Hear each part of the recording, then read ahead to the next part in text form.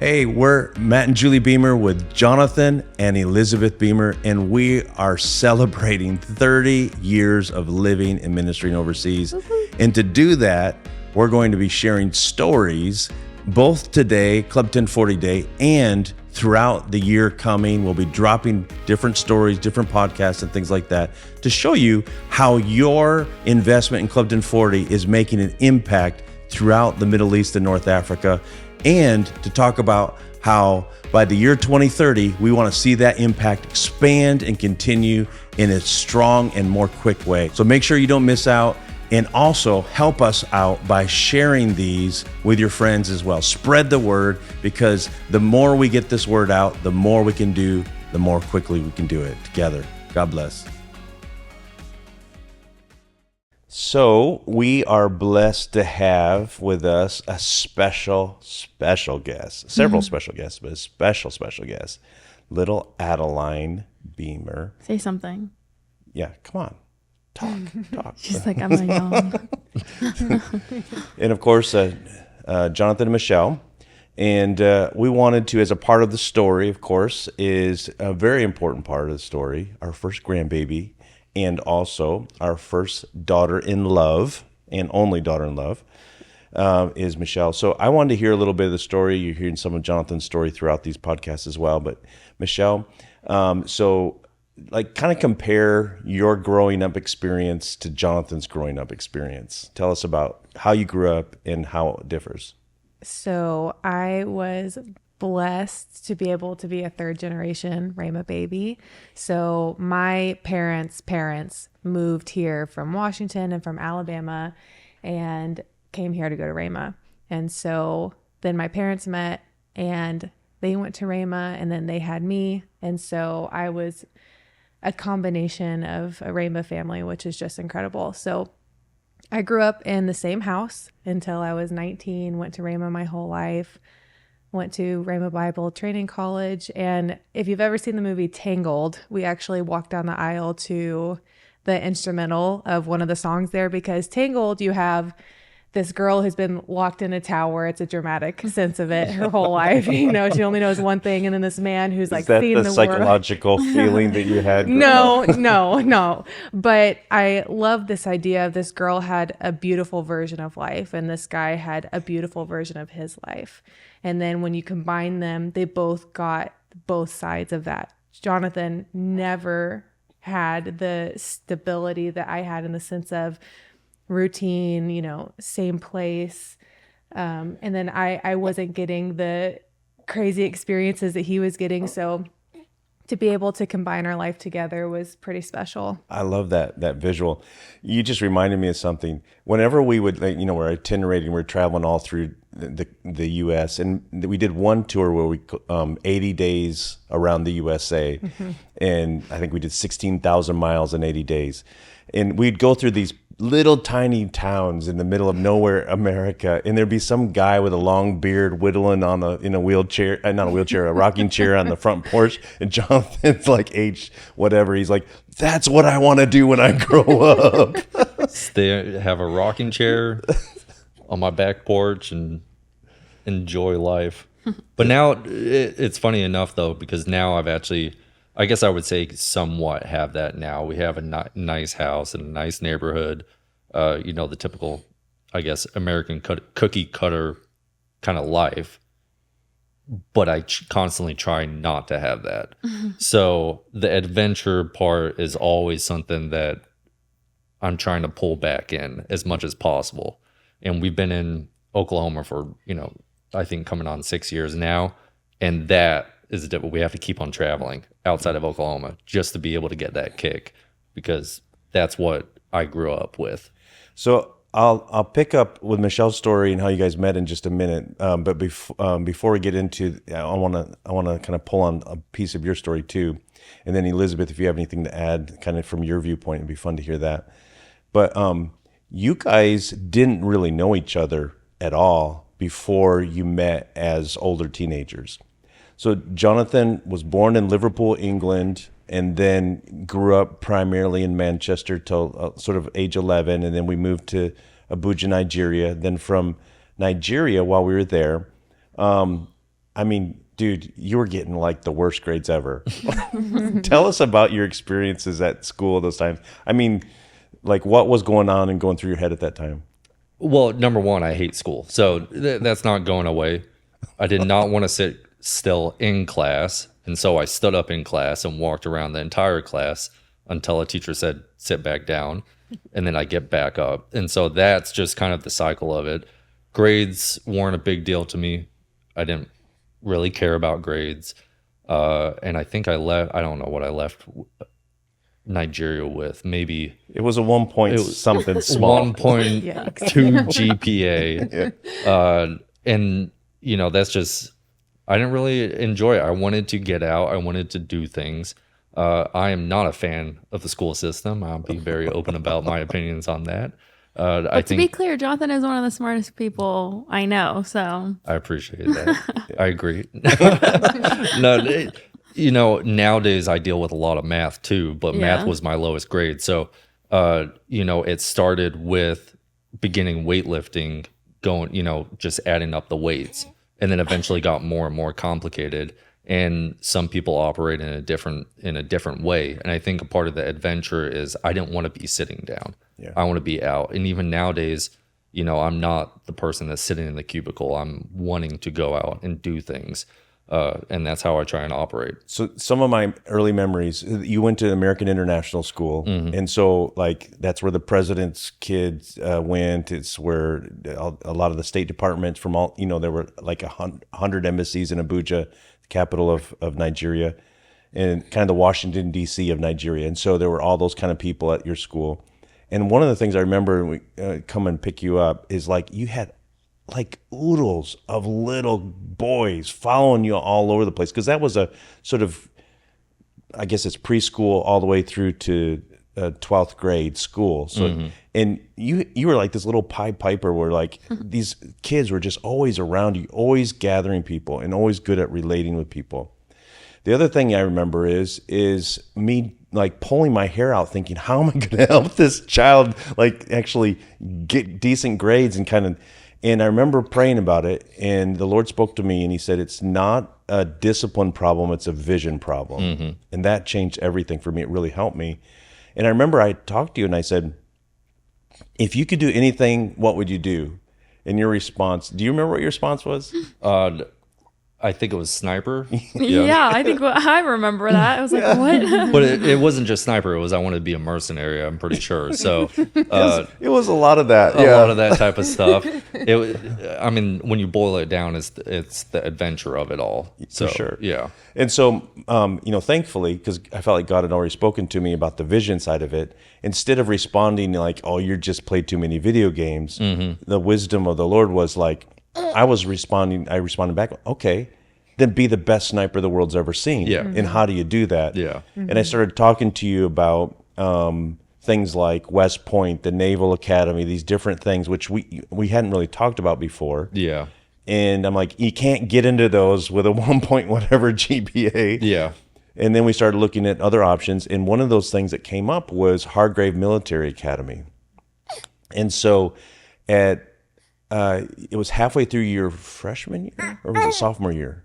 It was sophomore year. Sophomore, yeah. Halfway through your sophomore year, I brought you to this beautiful, campus in the middle of Virginia, in the middle of nowhere, Virginia, and cried a lot. I did, but the first time. Well, the funny thing is when I came to drop you off, that first time. Do you remember what happened? Yeah. I the guy that was walking. So reel it back just a little bit. So pulling something out of me, past the baby.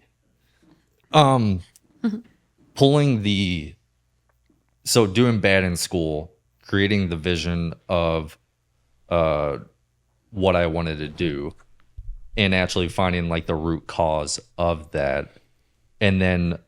Not to mention the day that you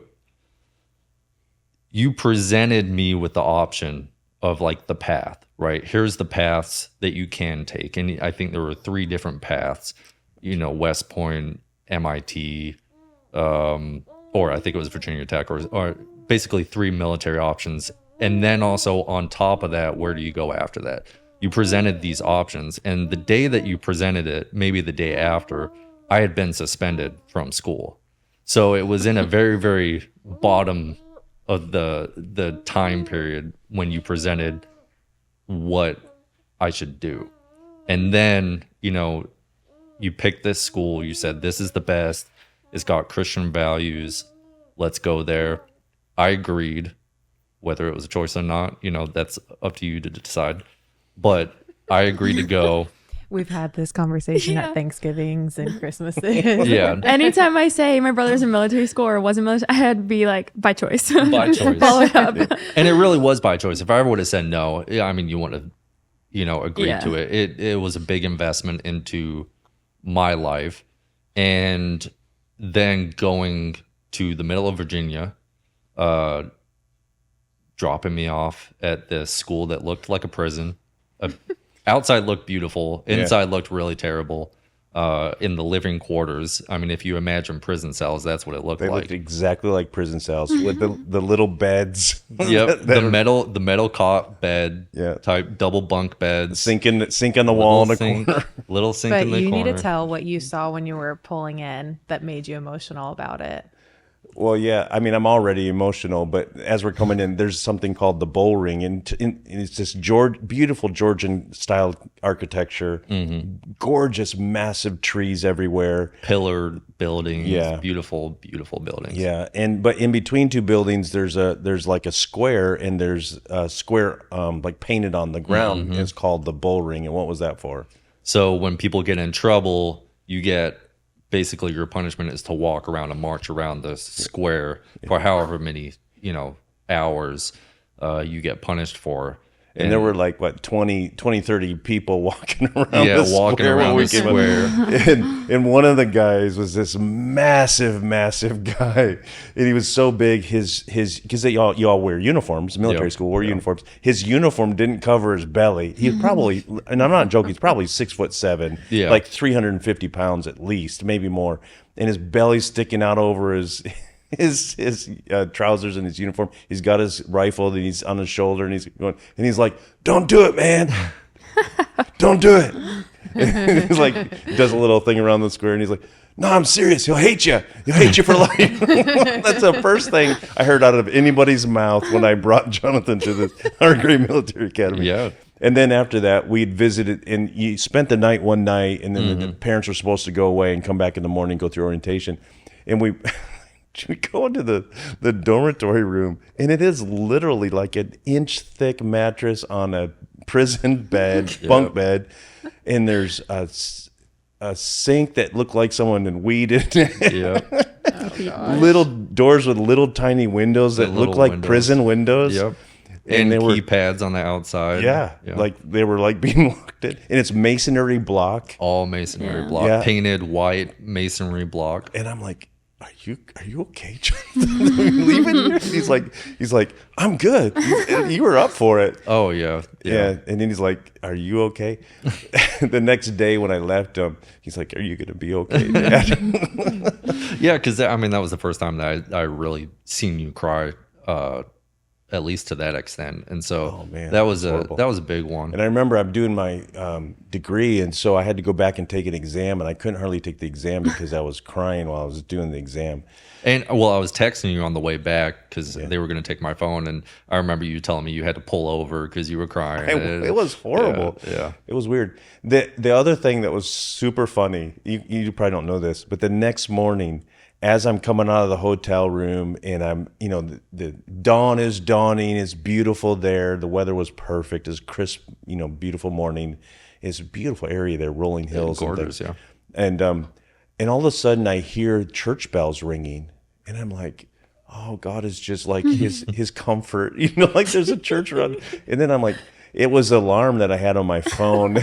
I thought this was like this moment of I could imagine some beautiful church in the hills there in Virginia or something. And no, it was out of my pocket. But I mean, but that was a big deal. I mean, I was how old at that time? 14, 15? Yeah, 15. 15. So young, fairly young, being dropped off in the middle of a state, we had no relationships in pretty much. and a boarding school that you're not going home and you live overseas. So, and also during the week, you don't have access to a phone. So you get 1, maybe 2 days worth of access to be able to communicate with me. So, and who knows if it works or not. Also, you had come from Nigeria to there too. So going from Africa to America, but then America, but military school, that's a big change for sure. Yeah, you'd been in English schools. You'd spent a little time in American Christian school for like 9 months, 1 year, and then you were in Africa and then there. And mind you, there was nothing to say that I would get better. So there was no history to say I would get better in what I was doing. So if anything, there's a potential of being worse. But doing that, Hargrave Military Academy was one of the best experiences that I've had. And I have friendships now today that from that school. And I think back to it, and it was just such a fun time. So much so that even one of your friends from Nigeria came and joined you at the school. Yeah, actually. convinced him, which was a wild. I can't believe that happened. But yeah, I had talked it up so much that one of my friends from Nigeria, one of my good friends, ended up coming while I was there. And so he was my roommate for a couple months. And then I remember towards the end of it, you'd gone through your sophomore year and your junior year, and as you're coming to the end, they were going to make you brigade leader, whatever it's called, in your senior year. But you had said, in fact, I think they even gave you the sword to carry around the last week or so, something like that, because they were like trying They never gave it to me, but we went to. They basically held a competition where it was all the first sergeants. So there was 4 first sergeants that were going to get offered the position to be, in charge of the entire cadet thing. And the colonel at the time, he, the winner got the sword, and he was like, "Are you coming back next year?" And I said, "Honestly, I don't think I am. I have an obligation to come back or go back and help my parents out. I think that's the choice I need to make. I don't want to become an officer." That was a hard conversation. And so I wanted to enlist rather than become an officer, going back to the adventure style stuff. I didn't want to be a desk jockey. A lot of the command team and the teachers that were at Hargrave were all ex-military. So I had plenty of conversations with them, hearing their stories, their experiences. And I always resonated with the enlisted side. And so I made the choice, hey, instead of spending another year here, I'm going to come back to Tulsa, go to public school or whatever school in Oklahoma, help you guys out as much as I can. And they said, we wish you would come back because we were going to make you the commander of everything. I forgot what it was, the cadet commander. And I said, I would have loved the opportunity, but that's just not the choice. And that was pretty amazing because there were kids that had been there since they were in junior high, and you only been there a year and a half. I had when they selected me to become a first sergeant, if you look at the picture, there's 3 other guys with me, and all of them have stars and medals of all the extracurriculum stuff they had. The stars represented every month or quarter that they had straight A's or like a certain GPA they met. So they were all 4.0 GPA students, and I'm there with my 2.0 GPA barely, and maybe 2 little ribbons. One was for showing up, and the other one was for joining the paintball club. So that's what I had. But they made me in charge of 40 guys at 15 years old, all of which were older than me. So yeah. That reminds me of the story that you just told me the other day about getting your license. That you had an automatic failure because you got your name wrong or your birthday wrong. Birthday wrong because I flipped the birthday the European way compared to the US way. So I failed the test immediately because I got my birthday wrong. Yeah, and those cultural differences, that reminds me of one of your assignments, one of your English teachers or somebody said, that you had plagiarized. Yes. And why was that? I used the word whilst. Yeah, whilst. I used the word whilst, and they thought I had plagiarized because, that wasn't their cultural Because by then you'd lost your accent, most of like, it, but you were still using kind the of. words. Yes. Yeah. He was forcing it out. So Yeah. like he was saying things, and Elizabeth and Jonathan can explain this more, but their R's and their T's were hard to make clear. And so when he would try to say water, they were, I mean, how would you say it? Water. Like yeah. no T. And that's like a word we have to use a lot too. So And so it's just, so I know that it was hard for people to understand him. And so he would specifically change his accent to an American accent so that people could understand when he wanted water. Yeah. simple things like ordering at restaurants, no one could understand us. So we had like we'd say it like 5 times the Yeah. British way, and people would be like, "What are you saying?" So we had to put it on. It was One of the saddest stories about that is when you and I traveled together when you were like 5 or 6 years old, and it was just you and I back to the States from England. And at that point, I mean, your guys' accents were so strong that we had a couple. We were in a little shop, and we had a couple that said overheard them. Isn't it nice of that American couple having adopted those 2 English kids? So that's how strong it was. And I remember, like, you know, you're talking to your grandparents, and they ask you all the typical questions. You know, what do you do at school? What do you like at school? And you just go on and on and on and on, and then they like and then they look at me like, What did he say? Translate, What was that? please. Yeah. and I would do, and then I came into the little bedroom, and you were on the bed crying, and I'm like, what's wrong? And you're like, why doesn't anybody understand me? Not even grandma and grandma understand me. You understand me. How can you understand me? And you're all confused about that. But it was pretty strong. Your accents were very strong. They were very strong, but I do wish we would not have changed it because they're identifiers. And that was something that if I could go back, I would have kept Me too. and forced myself to keep an English accent because, I mean, it makes you stand out. And that was something that I didn't understand early on. But anywhere you go within the U.S., you'd have an English accent. And it's automatically, you know, So you're like at Hargrave saying, hey, guys, stop messing about. And they're like, yeah, calling, you know, rubbish and stuff like that. And the biggest issue was that when I had to shout, my company was called Bravo, and so when I had to exclaim my voice, it did not come out That is so correctly. funny. And so everybody knew in the morning when I was sounding off my company name, it wasn't coming out correctly. one of the So things that- that has still stuck with me is, which I can imagine would be really hard for you, is I can't say half mast. Like the flag is at half mast. Yeah, that is a hard one. I can't not Half- say it, half so I mast. can't imagine for you. Yeah. So there was a lot of fun stuff like that. so then you had the conversation. You're like, okay, I think you had the conversation where you're like, I think I'm going to, I don't want to be an officer. I don't want to go to Naval Academy and those things. And you had a really like adult view, like a lot of wisdom in that approach. You said this to me.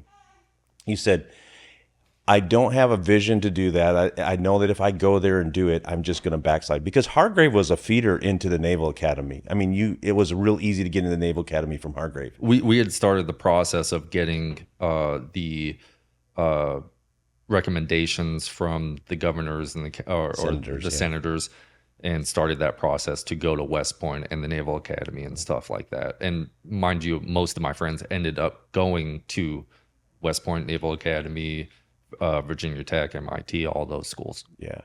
And so you said, I just don't have it in my heart to do that. And I know if I do that, because it won't be from a place of vision, I'm just going to backslide. Yeah. And one of the things I was impressed, in your way, you seem to have, from what I could tell from the outside as a dad looking in and, knowing that I don't get all the info, you seem like you were standing up for the gospel as much as you knew how in Hargrave amongst, I could tell you were reading the Bible, there were guys that were wanting to commit suicide and stuff. You were coming alongside and helping them. Mm-hmm. And so I'm like, I don't want him to take steps into something just because he's trying to please his dad that's going to move him away from the things of God. I'd rather he take steps and then so my only concern is you do know when you enlist, you're going in as a grunt. Mm-hmm. It's like the hardest way to do it. Yeah. But that's what you want to do. But you're like, first I want to do 1 year of regular high school. Thank you so much for hanging out with us, hearing some of the stories, and letting us pull back the curtain a little bit and invite you into our family adventures over these last 30 years. It's because of you that Clifton 40 has been able to do anything that we've done. Thank you so much.